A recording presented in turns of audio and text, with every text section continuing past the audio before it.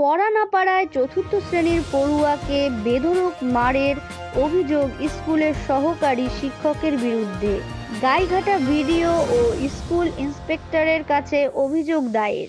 বাংলা পড়া না পারায় চতুর্থ শ্রেণীর এক পড়ুয়াকে প্রথমে নীলডাউন, তাতেও আক্রোশ না মেটায় বেধড়ক মারধর করার অভিযোগ উঠল স্কুলের সহকারী শিক্ষকের বিরুদ্ধে। ঘটনাটি ঘটেছে উত্তর চব্বিশ পরগনার গাইঘাটা থানার কাহনকিয়া অবৈতনিক প্রাথমিক বিদ্যালয়ে। অভিযুক্ত ওই শিক্ষকের নাম অশোক কুমার বিশ্বাস। তার বিরুদ্ধে গাইঘাটা বিডিও এবং স্কুল ইন্সপেক্টরের কাছে অভিযোগ দায়ের করেছে পড়ুয়ার পরিবার। পাশাপাশি স্কুলের ছাত্রছাত্রীদের বিভিন্ন সময়ে শারীরিক এবং মানসিক অত্যাচারের অভিযোগ তুলে অভিযুক্ত শিক্ষকের বদলির দাবি জানিয়ে ব্লক স্কুল ইন্সপেক্টরের কাছে মার্চ পিটিশন জমা দিয়েছেন অভিভাবকেরা। পরিবারের সূত্রে জানা গিয়েছে, এই মাসের 18 তারিখে চতুর্থ শ্রেণীর পড়ুয়া রুদ্র দাস বাংলা পড়া না পারায় শিক্ষক অশোক কুমার বিশ্বাস রুদ্রকে প্রথমে নীল ডাউন করান। তাতেও তার আক্রোশ না মিটলে রুদ্রের মুখে চড় মারেন এবং দেয়ালের সঙ্গে মাথা ঠুকে দেন। পরিবারের দাবি, শিক্ষকের মারে মুখে দাগ পড়ে গিয়েছে রুদ্র, কান দিয়ে রক্ত ঝরছে। অসুস্থ হয়ে পড়লেও তাকে স্কুল থেকে ছাড়া হয়নি। এমনকি এই ঘটনা বাড়িতে না জানানোর জন্য তাকে ভয় দেখানো হয়েছে। অন্যান্য অভিভাবকদের দাবি, স্কুলের শিক্ষক অশোকবাবু বিভিন্ন সময় পড়ুয়াদের উপরে অমানসিক অত্যাচার করে। তার ভয়ে স্কুলে যেতে চায় না, ফলে এই শিক্ষকের বদলি চাইছেন তারাও। গাইঘাটার বিডিও নীলাদ্রি সরকার বলেন, আমরা অভিযোগ পেয়েছি, পরিবারের সদস্যরা যদি চায় থানায় অভিযোগ করানো হবে। স্কুলে ভারপ্রাপ্ত প্রধান শিক্ষক জানান, ঘটনার পর থেকে ওই শিক্ষক স্কুলে আসছে না, তিনি অসুস্থ বলে জানিয়েছে। অভিভাবকদের কাছ থেকে বিষয়টি জানতে পেরে তিনি ঊর্ধ্বতন কর্তৃপক্ষকে জানিয়েছে।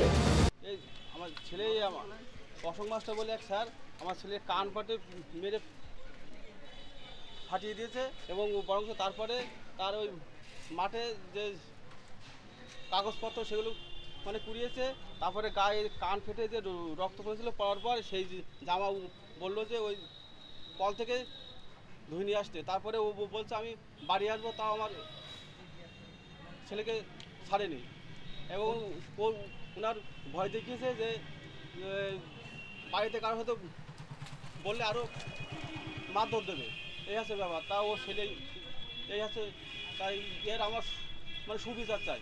কোন ক্লাসে পড়ে আপনার ছেলে? কোন স্কুলে পড়ে? ক্লাস 4-এ। কোন স্কুলে? কাউন্টিয়া প্রাথমিক বিদ্যালয়। বাংলা পড়া পারিনি, ওই জন্য আমাকে নীল ডাউন করে দাঁড় করে দিয়েছিল, আমি পারিনি, ওই জন্য আমাকে মেরেছে। এই কানটা মেরেছে, কানের পাশে আর এই কানের পাশে মেরেছে, আর দেয়ালে মাথা ঠুকে দিয়েছে।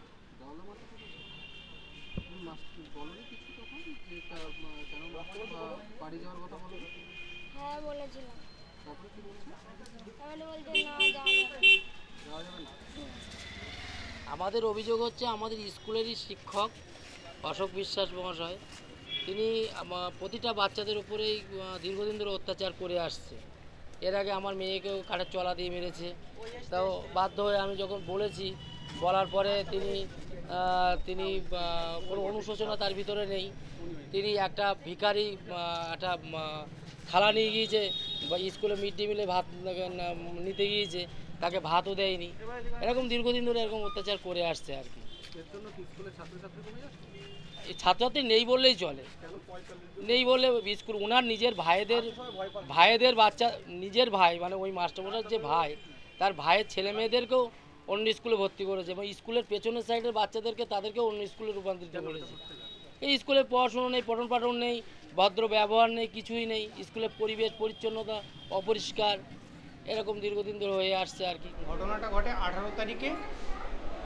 অশোক কুমার বিশ্বাস আমাদের সহশিক্ষক, তিনি একটা বাচ্চাকে মারেন। আমি তখন স্কুলে ছিলাম না, একটা কাজে কোথায় যেতে হয়েছিল। পরে এসে ক্লাস নিয়েছি, বাচ্চারাও আমাকে কেউ বলেনি বা উক্ত শিক্ষকও আমাকে কিছু বলেনি।